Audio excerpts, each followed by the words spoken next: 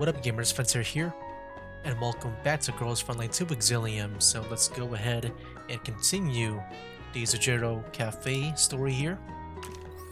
Alright, challenge. Let's do it. Yeah, let's see how the commander and his Zajero Cafe buddies are gonna get out of this. Alright.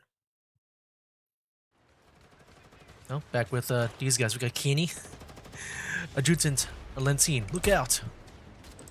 The red-haired woman is caught off guard by a green-clad doll suddenly jumping across her path and forgets to duck.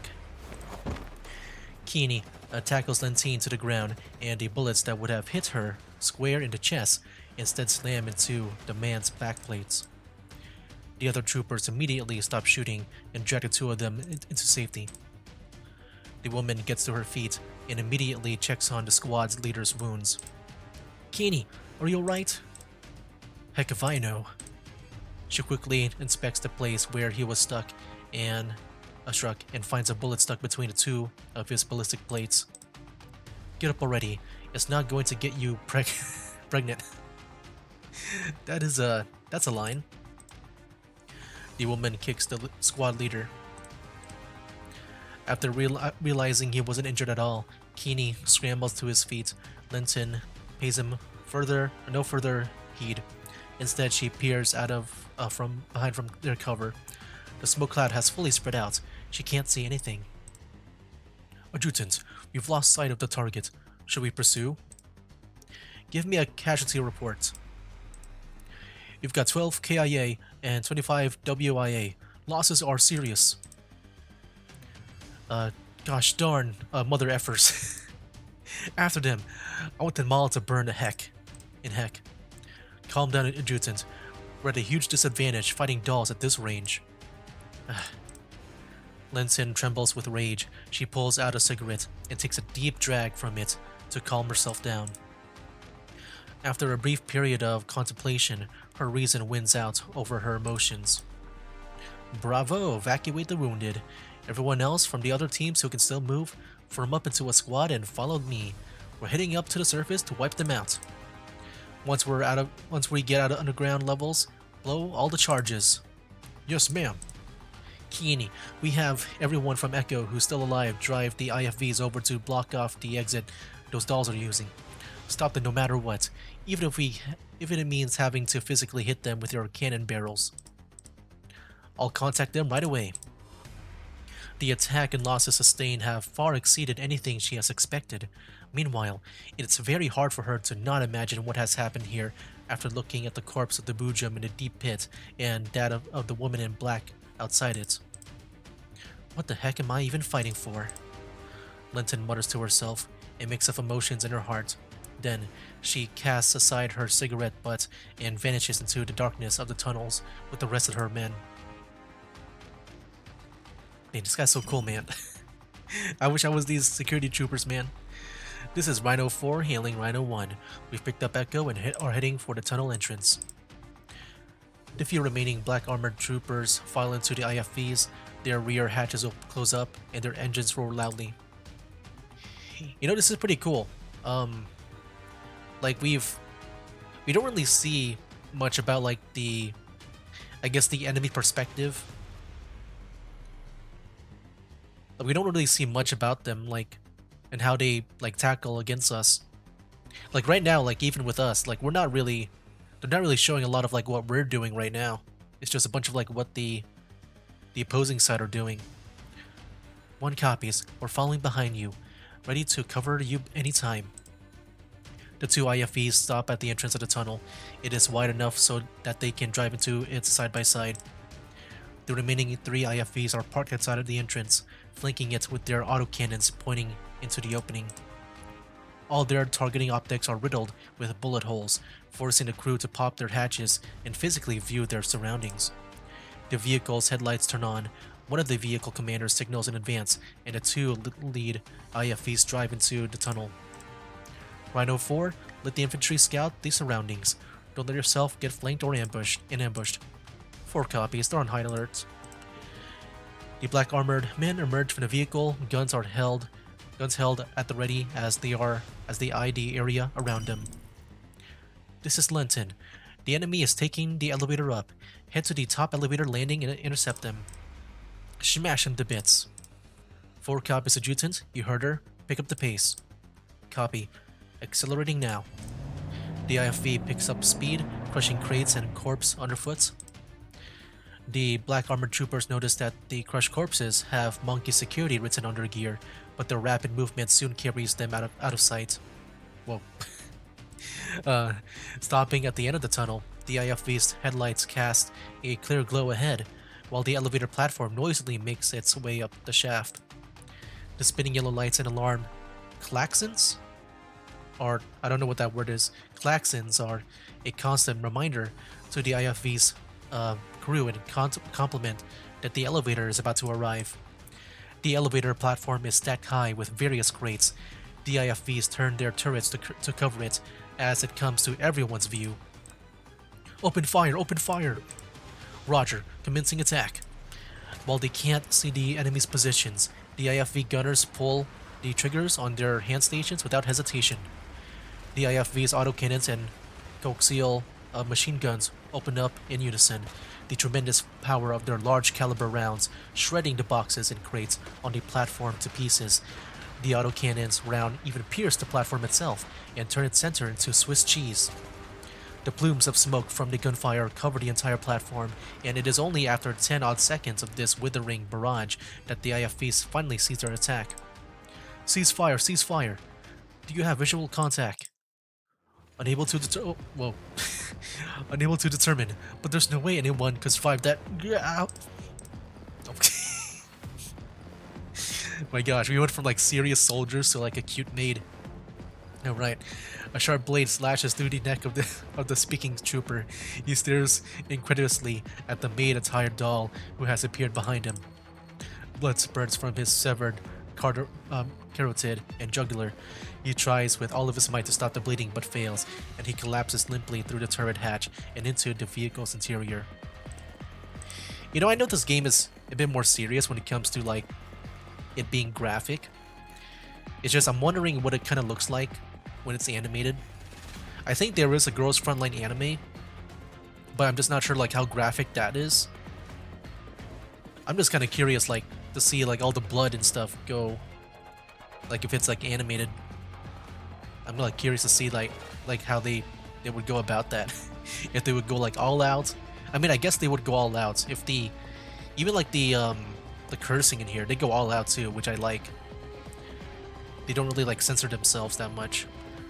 But ambush, ambush! Drop off your troops! Another doll descends from the ceiling, landing heavily on a turret. The crewman nearest to her tries to pull out a pistol and shoot, but she kicks his head so hard it spins into a full 360 degrees around his neck. What the heck's going on? Report! We've been ambushed! Disembark and form up now! Yeah, it's so funny. It's like, I don't know about you guys, I kind of forgot that we're playing a waifu game. It's just these guys, they made it sound like an actual Call of Duty campaign. Like a Call of Duty or Battlefield campaign, and then now we're back with the waifus. Don't shoot! We'll capture one of the IFVs and wipe out the rest of the enemies. Roger that. Commencing operation. Yeah, I forgot we're playing a waifu game here. Alright, let's go. I'll just let it auto battle. There we go. Yeah, we don't need to like take it too seriously here. Alright, go ahead and do your thing, Suomi. Nice. Let's go do Shifnaya. I wish I played through your story, but I was a bit too late. Whoa, this guy like he teleported. Those outfits, man, like I really do miss like the just playing XCOM. Alright, here we go.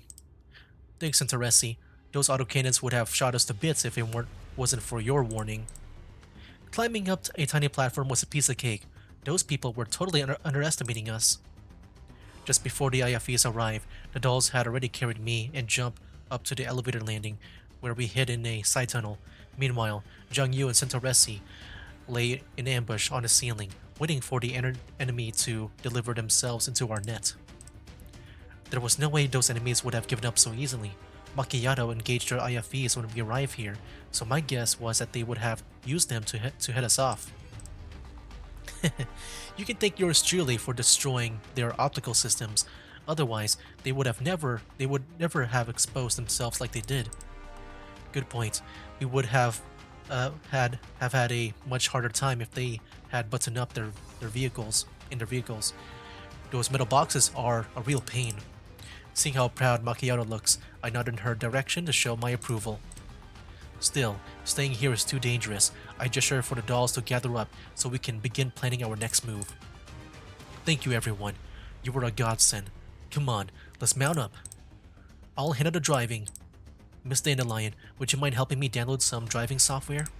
On it. Centoresi climbs into the driver's seat while the other dolls chuck the corpses out of the vehicle before filling up the passenger compartment. Centoresi finishes downloading the IFE driving software just as everyone finishes taking their places. Just as she begins to reverse, however, a massive explosion comes from deep within the underground complex. Dang it, they must be trying to blow up the place. Hurry, we need to get out of here. Yes, Master. Centoresi floors the accelerator on the IFV and it lurches forward. The tunnel behind the IFV begins to disintegrate in its wake, and chunks of debris fall from the ceiling like stone rain. Rhino 4, come in, Rhino 4. Echo Team, do you copy? I think they're all dead. Son of a bee. All remaining Rhino units, listen up. Seal off this tunnel exit. The tunnel is collapsing faster and faster, but Centoresi is already driving fast as the IFE can go. From her patch inside the turret, Macchiato spots more IFEs waiting to ambush us, but there's no way we can slow down from now. Sharkry, get over to the tunnel exit right now. We need backup. Go with Plan 1. Weapons free, weapons free. Eh? Is it time for Sharkry's exciting performance at last? Yay! Oh my gosh, dude. It's kind of funny. We went from because the way I was talking and narrating right now, I had my mind in Call of Duty. Everyone is speaking in, military terms and terminology and speak. But then you got Sharkry here talking about her performance. It's funny. We slam into the wall of lead from the IFEs outside the tunnel, forcing Macchiato to duck back inside the turret. In front, bullets, cannon shells, and all manner of ordnance throw up an endless rain of sparks as they ricochet off the IFV's armor. Behind us, the collapsing tunnel surges forward to consume us all. Suddenly, a tremor of whirling blades shakes the air from behind the IFVs that are outside the tunnel. A helicopter armed with rocket pods has just arrived in attack position. It's a chopper! There's an attack chopper out there! A what? Hang on, we're almost there. The black-clad soldiers are running through the wilderness at top speed. The exit behind them belches flame from the demolition charges as they sprint toward the other one. Quick, shoot it! Shoot it! The IFV's turrets begin swelling, but it is too late for them. Dang, dude, this is so cool. Look at this graphic here. Wow. The helicopter hovers in midair, and then a volley from its rocket pods turn the IFVs into burning wreckage. The IFV from inside the tunnel roars out into the open air and bashes the flaming wrecks aside, trailed by explosions which completely destroy the tunnel in its wake. As the flames chase it, the IFV carries on toward a small hill in the distance while spewing black smoke. The helicopter gracefully bangs to the side and flies past us, landing on the hill where we are heading. Once we get there, Centoresi puts on the brakes and I emerge from the IFV. While I can barely open my eyes because of the downwash and grit, what I do manage to see still shocks me to the core.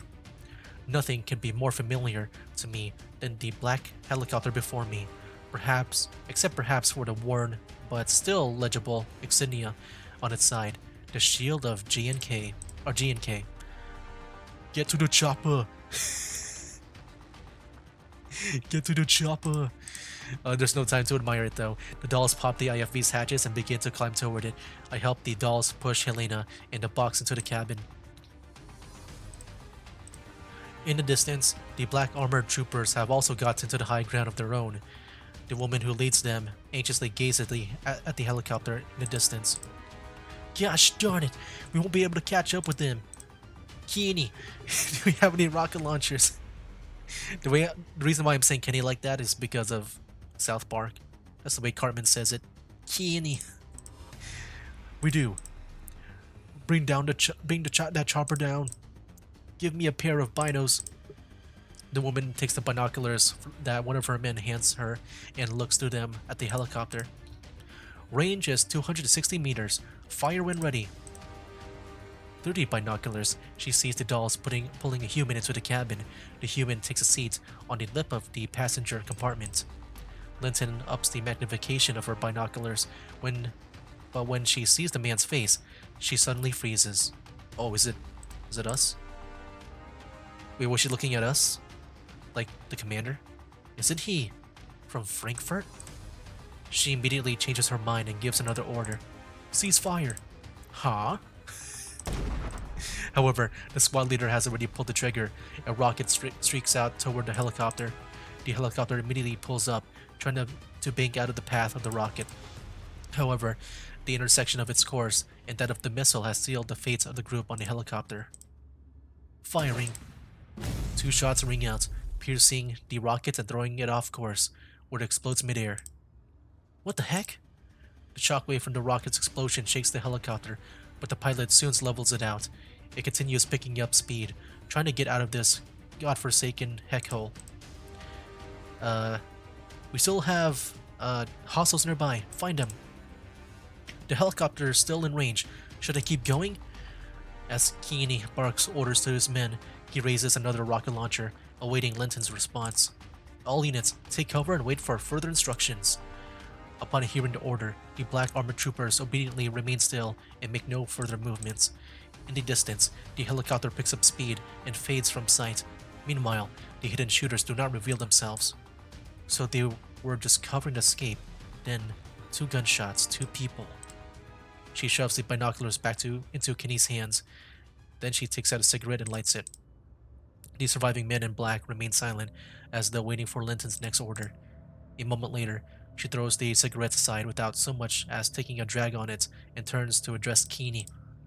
Contact HQ until the mission is complete. Then inform personnel and have them pay out the maximum compensation to our fallen men. Kenny nods. When writing your combat report, attribute all our personnel and material losses to the battle with the Boojum. Do not mention anything about the battle with those dolls. What?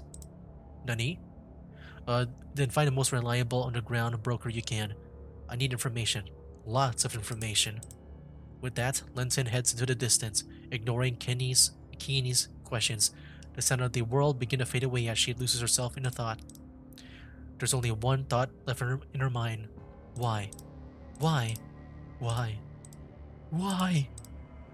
Driven by that thought, she sets out on a mission of her own. Okay, so did she know the commander? Like, it seems like she was like shaken up by our sight or something. Alright. Let's go and move on to the next part here. I think the next one has no battle. Like from what I've seen. Yeah, this one has no battle, it seems. Is there another one with no battle? Oh no, okay. Wait, let's go do it, man. Let's see, like, what happens next. The helicopter rises through the clouds and reaches its cruising height. I get back inside the cabin and close the door, whereupon the active noise cancelling system installed in all Griffin helicopters engages and excludes all outside noise. The silent surroundings make me realize that I've left the combat zone, and it is only that I realized that my hands are trembling, a feeling that is slowly rising up in my arms. I clench my fists, doing my best to stabilize my heart rate, and then I begin considering the current situation. Based on just what I just saw just now, the involvement of Paradius, those PMC troops, and that other Helena are all very unnatural. What on earth is Dandelion trying to pull? Where is she trying to steer all this? I look at the flying Dandegate and think about how to get a straight answer out of her. That missile headed at us clearly did not explode for no reason. From its trajectory and the position where it exploded, someone must have shot it down. In other words, someone secretly saved us, but who could have done that? Oh, that wasn't from us? Well, maybe, I don't know. I'm wondering if it's from the Suchero Cafe, or it could be like a third party, like another like outside force. I pondered the question, but I can't come up with anything.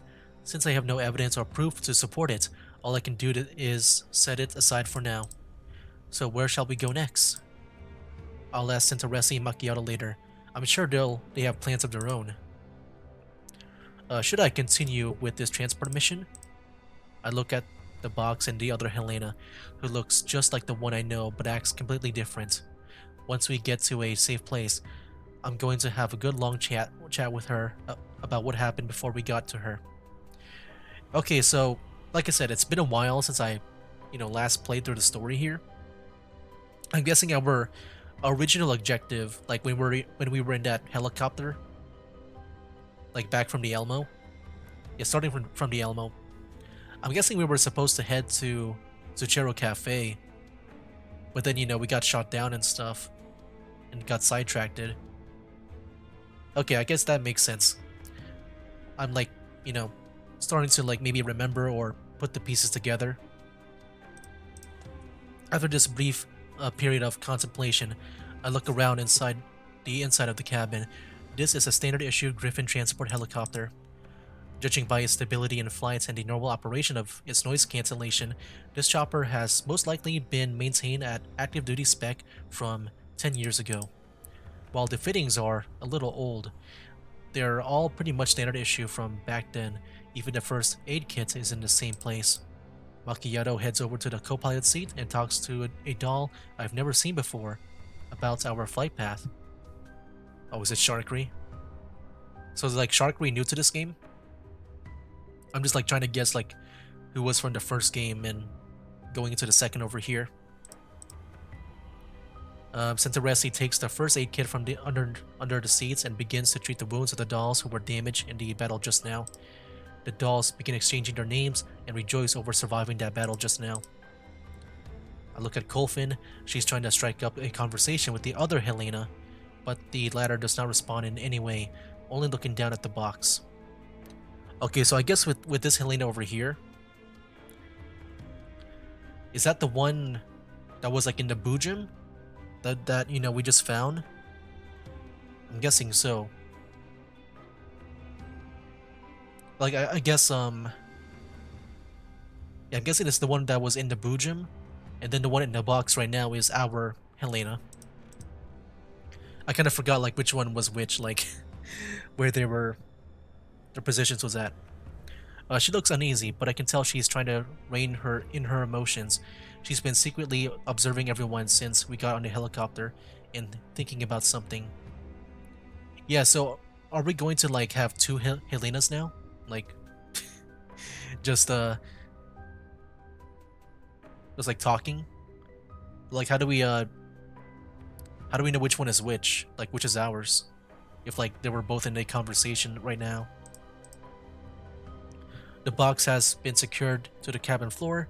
Zhao Hui looks weirdly at it, then looks up at the hovering Dandegate. Say, this box isn't going to suddenly change back into its spear form, right? I've already assumed direct control over that box's authorizations. That said, its occupant might be able to take back control. Who knows? Upon hearing this, the girl suddenly looks up and addresses the Dandegate in an earnest voice. She is already gone. I can no longer sense the lurking unclean. So she's gone. The Dandegate flies in front of the girl's face, its mono eye focusing on her, but the face reflected in its glassy depth does not change. Looks like there's no more danger, then lucky us? But she has left her burden behind. The box cannot be opened for now. Why? Are you afraid she will replace you? You should not do that if you don't want her to die. After that, the girl lowers her head once again and remains silent, no longer listening to Dandelion's teasing. With a sigh, I look away from their conversation to the dolls. Santaresi has just finishing binding Diane's wounds, so I approach them and ask her about their condition. Diane, Zhangyu, are you okay? Are you right? You don't have to worry, Commander. These were merely flesh wounds. Yep, a band-aid or two and we'll just be fine. Diane's injuries aren't particularly bad, but Zhang Yu has suffered a penetration injury through and through to her leg, so Santaresi kneels before her and begins administering first aid. She carefully extracts a bullet and its fragments, then fills the wound channel with packing epoxy and applies a synth skin patch over the entry and exit wounds. Zhang Yu limbers up her leg, then nods happily to Santaresi in gratitude. Seeing as Santaresi has finished first aid for them, I decide to ask her the question that's been on my mind. So, what's the deal with this helicopter? Kinda slow on the uptake, aren't you, Commander? Can you tell that this is a present that your subordinates prepared for you? The Danegate shifts its position to directly over my head. I try to look up, but I can't see her. Is that true? Santaresi puts the tools back into the first aid kit, then she looks up at me with a smile. Indeed, we heard that you were working in the yellow zones all this time, so the manager and everyone in Zuchero decided to chip in and get this for you. We were planning to present it to you when you came to the satellite city. However, the situation was urgent, and we needed to get here ASAP, so we had to give it to you in this way. Do you like it, Master? The sudden urge of emotions leaves me unsure of what to say next. As nostalgia assaults my brain and I look around, I feel like I've gone back 10 years in time. But after seeing the box on the ground and Helena beside me, I realize that I'm no longer in the past. Thank you, everyone. Don't forget to thank Springfield. It took her a lot of effort to acquire this transport helicopter. After Macchiato finishes talking with the pilot, she heads in from the pilot's cabin and takes the seat opposite of me. Did she? And your name is Macchiato. That's my name now. Make sure you remember it. I will, Macchiato. Is Springfield with you too? Yes, manager is waiting for us in CHE-02. CHE-02. It's one of the satellite cities in the escort route. I look up at the Danegate and pretends that I didn't notice me looking. It didn't notice me looking. We should be safe now. Would you like to contact the manager? Yes, we should. Please put me through. Santaresi adjusts the transmission frequency and patches the signal into my earpiece. Soon, I hear a familiar voice through it. Oh my. Commander, it's been a while since we last spoke. Yes, it has. Yes, it has. Sorry for making you go to all this trouble. Now, no need to stand on ceremony, Commander. Are things going well on your end? I guess not. You're funny as ever, Commander.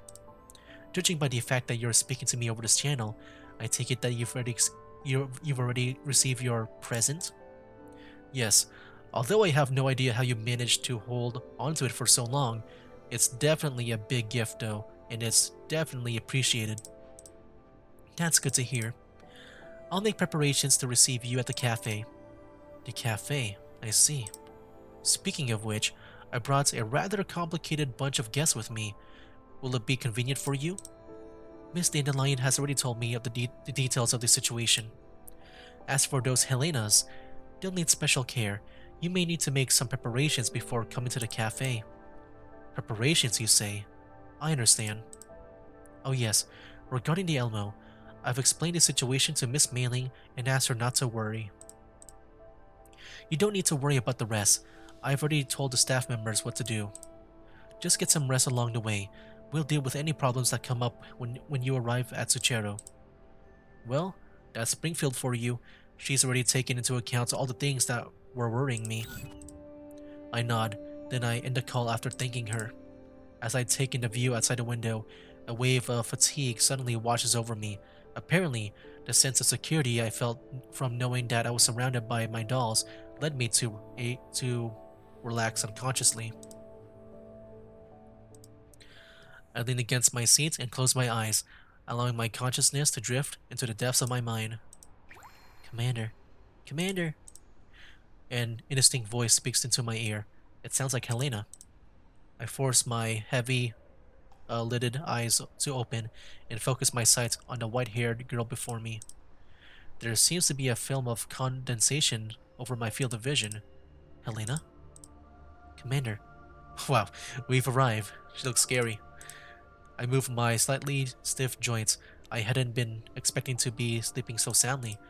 Then I look around. Helena's the only one here. Everyone else gone. Where's everybody? Commander? She bursts into tears. They're there, don't cry. What happened? I fumble a little as I try to wipe her tears, but she ends up grabbing my wrist instead.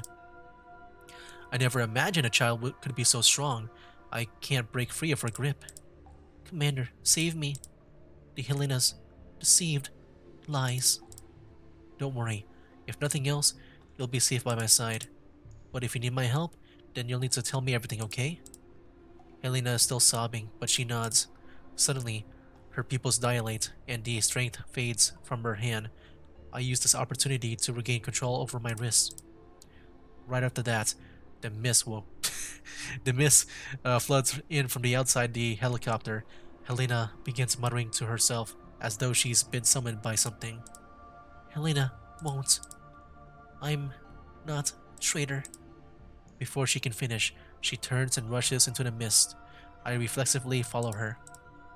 As the mist clears, I grind to a halt as I see a seemingly endless expanse of epiphyllums before me. Countless Helenas are walking forward to the flowers. The epiphyllums bloom, and the petals fall like rain. This beautiful scene is indescribably eerie. Helena! Whoa, there's two of them now. Or one is gone.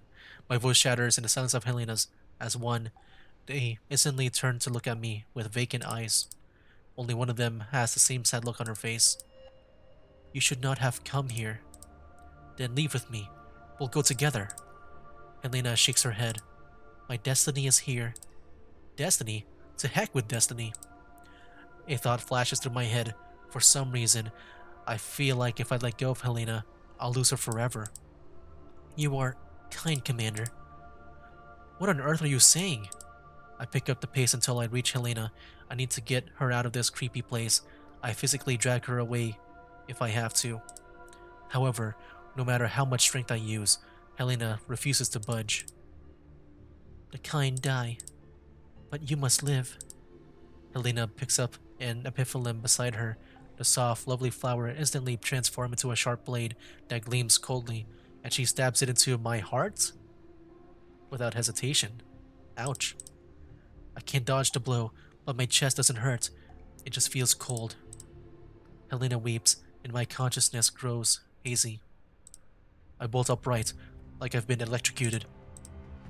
After gasping heavily for several seconds, I realize the Dandegate is perched on my chest. That must have been where the coldness came from. Were you dreaming? Upon seeing that I'm getting up, the Dandegate hops off my chest and takes it to the air. I turn to look at the girl in the corner, then at the box, and quietly sigh. More like a nightmare. I think I was too tense. I'm okay now. Dandelion flies a circle around my head before descending before my face again. As long as you're fine, get ready. We're about to land. I look outside the window again. The helicopter is approaching the city. The doll who Makiro called Sharkry is speaking to the communicator. It seems like she's talking to the local air traffic controllers. Looking down, I notice that despite us heading straight for the city, the air defense emplacements on the walls are not tracking us, as though we're old friends. That takes me by surprise. It implies that this helicopter has been legally registered and has permission to use the city's airspace. The cost of obtaining such permission might actually be greater than the price of the helicopter itself. The helicopter slowly descends as we near the city. until we end up touching down on a small helipad near the city walls. After stepping out of the helicopter, the massive quarantine walls fills my line of sight. As I walk around, I notice that all the nearby security cameras are facing elsewhere as several men in police uniforms approach us. Macchiato moves up to meet them and stuffs several black cards into their hands. The men nod before heading toward the helicopter. They walk past us as though we were invisible and enter the helicopter. Soon, the helicopter lifts off and flies elsewhere. Come with me, Commander. Miss Diane, Miss Jiang Yu, and Miss Zhao He. Sharkery will take you to the Suchero Cafe. It is a safe place where you can rest for a while. Commander? Go rest. I'll come by afterwards. Diane nods, and the trio of dolls head into the passage with Sharkery. Meanwhile, Macchiato enters a passcode into the nearby door before beckoning me over.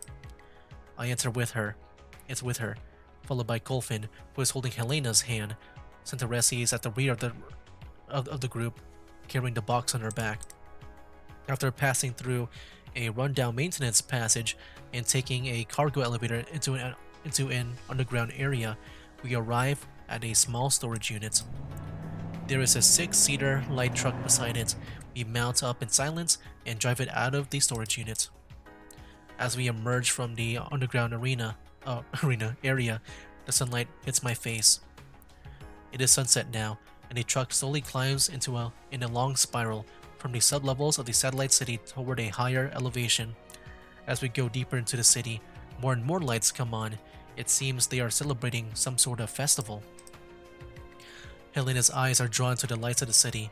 She seems to be trying to greedily devour them all in her gaze. All this must be fresh and new to her. I can practically sense the excitement and eagerness boiling in her heart. However, when she looks back inside the truck and sees the box on the floorboards, her eyes go dull again. She notices that I'm looking and turns to look me in the eye. On my part, I do not shy away from meeting her gaze. Then her mouth opens as though she wants to say something, but then she hesitates. Instead, she turns away, looking neither at the city nor the box, but at her feet. She seems to be waxing thoughtfully. An hour or into more changes of the vehicle later, Macchiato drives into a skyscraper, whereupon we dismount and get into an elevator. As its doors open, we are greeted by a bright yet completely sealed room. Springfield is there. Clearly, she has been waiting for us for quite a while. Welcome, Commander. Did you enjoy your trip? I just realized her outfit is different now. That's cool. And here I thought we'd run into a blockade or be subjected to a thrilling car chase. Looks like I was overthinking things.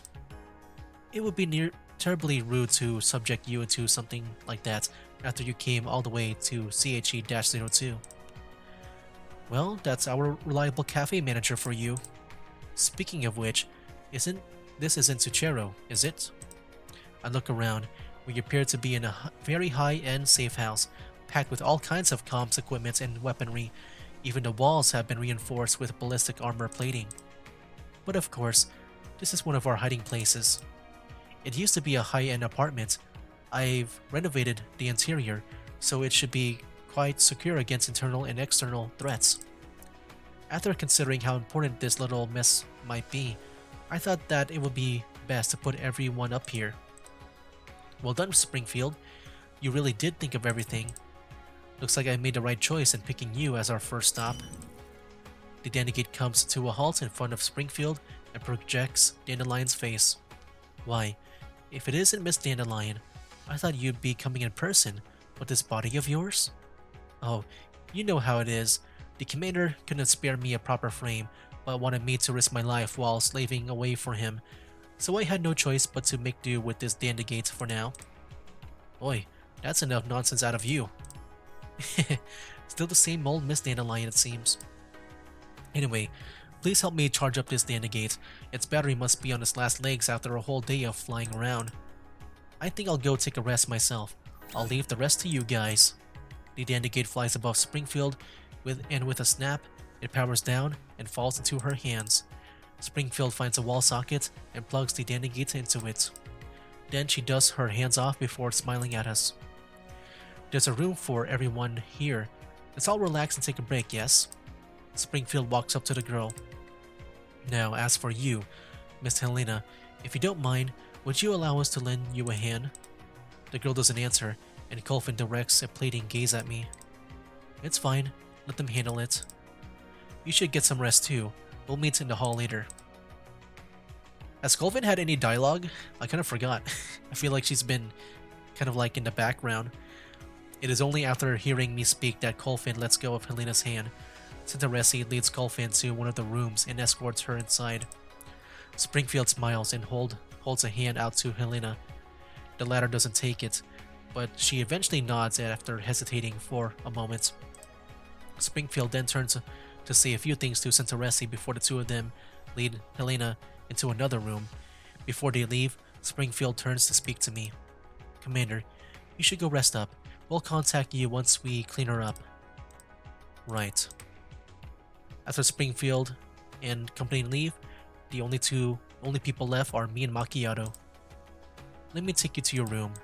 Please do. Macchiato leads me forward, then stops in the front of a door. I open it and see a guest room within. It's not too big, but it's luxuriously appointed, and there's a shower and a bathroom inside. This is a really fancy place. I guess that's a high-end apartment for you. The one I bought is way better than this. Huh? You've got a place of your own? Of course. Look, Commander, and I'm just saying if, it's nothing. Go bathe. You smell like a fire. Okay, I'm going now. Was she about to, like, invite me to her place? I enter the room, and Macchiato closes the door with a click. I sigh heavily, then I take off my jacket before lying down on the bed. While I still feel very tired, sleep is long in coming. After tossing and turning a few times, I decide to clean myself up and enter the bathroom for a shower. The clean room and comfortably warm water makes me realize that I haven't been treated this well in a long time. As I spray myself with hot water from the shower head, I think back on the things that happened before this. One thing's for sure, I don't regret anything that happened. I feel much more refreshed after exiting the shower and drying myself off. Then, it's on with my clothes and back on the bed again to await Springfield's summons. Just as I'm about to fall asleep again after many minutes, I finally hear Springfield's voice from my terminal. Commander, is now a good time? We finished preparations on our end. I throw on my jacket and head outside. As I do, I see Springfield and the others waiting for me in the main hall. I notice that Helena is sitting on the sofa. The grime and bloodstains from earlier have been cleaned off, and she's wearing a fresh set of clothing. Colvin is sitting by her side while Springfield is seated opposite of them. Macchiato and Cinderesi are watching us from a distance. Whoa, okay. Wow. Wow, look at that. She looks different. Dang, she looks all cleaned up. I glance over at Springfield as she moves aside with a smile. I walk up to Helena, then take a seat on the sofa opposite her. You look much prettier now. Helena blushes a little, and then she answers in a very quiet voice. The nice ladies helped me wash up. It was all thanks to Cinderesi's hard work. As for the clothing, the only thing we had which was remotely in her size was Sharkery's outfit, so we hope you like it. Well, at least she looks like a normal girl now. A normal girl, huh? I rest my elbows on my knees, then lean forward to study Helena for a moment before I begin speaking. I know you must have a lot of questions about us, just like how we have a lot of questions about you. I'm sure everything that happened just now must have come as a huge shock to you, but it's over now. So let's sit down and have a good chat. It wasn't much of a shock. Really now. Well, it wasn't much compared to what happened in the past. The girl frowns and she looks up at me. I look back at her without flinching, and she decides to take the initiative. Who are you people anyway? Where should I begin? Well, I'm just a perfectly ordinary bounty hunter, and these dolls are all my ex-subordinates. They're all kind and friendly dolls, but I guess you already knew that. Helena looks at the dolls around her and nods. They are kind and friendly, yes, but that doesn't necessarily mean you're good people. Why did you save me? Why did you bring me here? We were asked to escort Helena to a safe place where she could be cared for and protected. Escort Helena? I look to I turn to look at the box on the ground. The girl's eyes follow mine. Someone handed that Helena to me, and so we ended up being attacked by all kinds of enemies each day, from Varjagers to Paradius, and now Mangi security. Okay, so I think this is the one from the Bujum. Yeah, that's the Bujum Helena. And that our Helena is still in the box. I guess that's kind of cool how they change her looks so that if our Helena comes out, then we know which one is which. Since you're Helena too, I had no reason to leave you there. Reason? Is this why you fought Paradius and those mercenaries? Paradius has always been our enemy. I wouldn't have spared him even if I hadn't been tasked to escort Helena. As for those mercenaries, I don't have any particular grudge against them. That said, I had no reason to not shoot back when they shot at me. I guess you can't trust us just yet, huh? I look up and give Springfield a look. She steps forward and addresses the girl. Don't worry, this is a safe place.